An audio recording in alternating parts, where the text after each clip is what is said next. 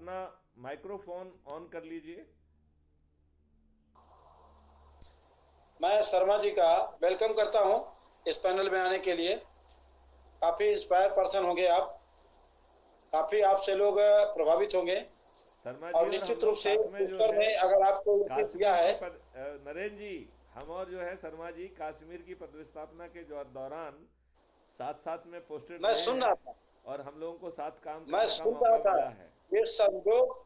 ये संजोग पुनः एक प्लेटफॉर्म पे लाने का काम किया। ये भी ईश्वर का प्रदत्त मानिए कि ये फिर जोड़ी बनने जा रही है। और वहां पे आप मिशन कश्मीर में थे, अब ये मिशन भारत के लिए आप हैं।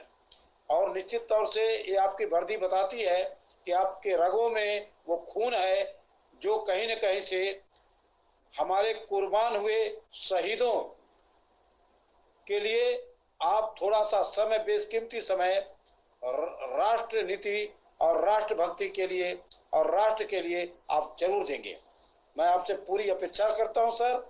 ये पूरी जिम्मेदारी बनती है, चाहे वो कर्मचारी हो, चाहे अधिकारी हो, चाहे व्यापारी हो, चाहे छात्र हो, सबकी एक जिम्मेदारी बनती है कि राष्ट्र के प्रति समर्पित हो।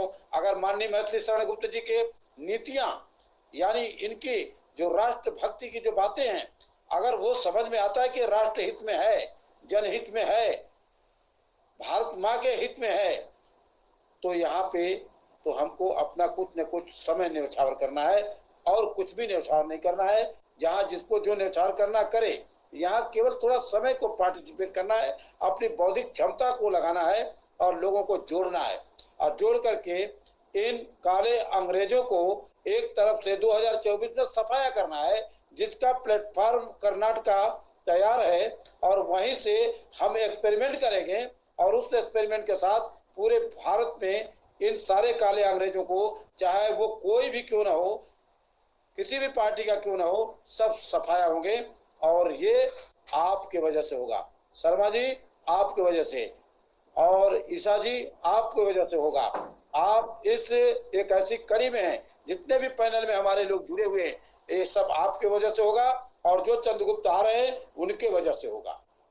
ये एक सोच है, और ये सोच कभी न कभी किसी ने सोचा है, तभी वो काम हुआ है।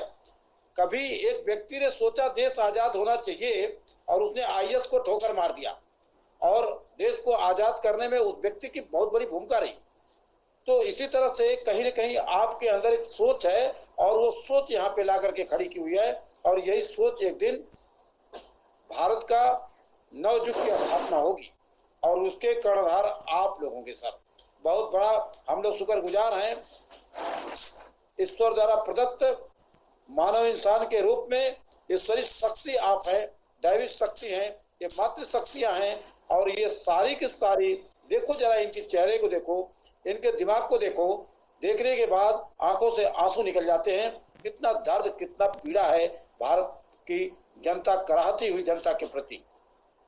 यहाँ कोई अपने लिए नहीं पैनल पे बैठा हुआ है, सब लोग भारत माँ के जो सपूतों ने कुर्बानियां दी, उन कुर्बानियों के एवज में इन काले अंग्रेजों ने अपने मुल्क से धन को उठाया और दूसरे मुल्कों की तिजोरियों को भरा इन लोगों ने।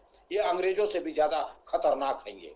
और इनकी सारी बदतमीजियां, सारी बेहूदियां, सारी बेशर्मियां हम अध्यक्ष जी के नेतृत्व में इनको हम खदेड़ बाहर करेंगे, इनको सफाया करेंगे। और देश की जनता इनसे सवाल करेगी, इनसे हिसाब लेगी, और इनको सख्त से सख्त सजा भी मिलेगी। 20-20 साल की इनको सजा हो जाएगी, ये जेलों के सलाखों में जाएंगे।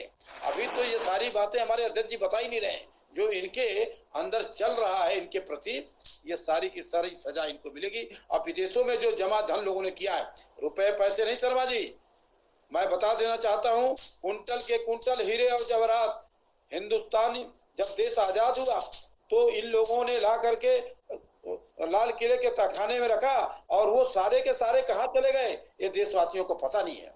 ये लड़ाई राजीव गांधी, राहुल गांधी की नहीं, वो नहीं, अब तो इतना जमा कर रखा है इनके बाप दादों ने कि उस प्रॉपर्टी को केवल सेव करने के लिए राजनीति में है। ये जनता को सेव नहीं कर रहे हैं, ये अपने आप को सेव कर रहे हैं ये लोग। Thank you. अपने उस धन को सेव नहीं कर पाएंगे, उसकी होली जलाने के अतिरिक्त इनके सामने कोई विकल्प शेष नहीं रहेगा।